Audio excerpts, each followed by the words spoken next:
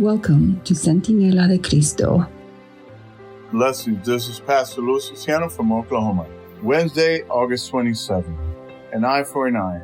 Read Matthew chapter 5, verses 38 to 48. How does Jesus interpret the meaning of the retaliation law? How should we apply it today? In the Sermon on the Mount, Jesus Christ cited texts from the Old Testament, texts that people were surely familiar with. However, he was speaking against the current rabbinical interpretations, which over the centuries had moved away from the original purpose of these laws. That is, human tradition not only hid the purpose of God's word, but in some cases, think of the Sabbath regulations and what they had to do, the Sabbath commandment, had perverted their intent and meanings.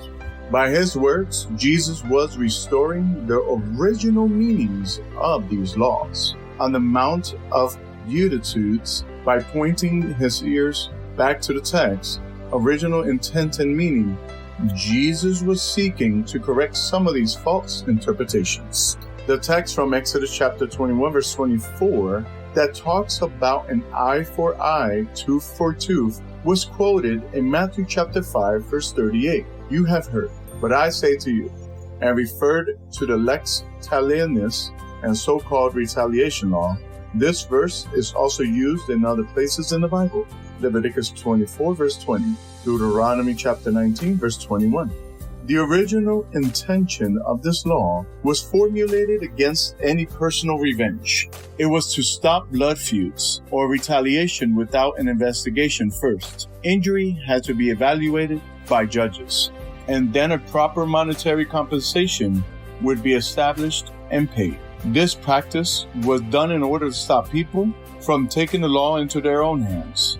Justice was to be done, but it had to be done according to God's law. Jesus Christ, who gave these social laws to Moses, knew the purpose of this law.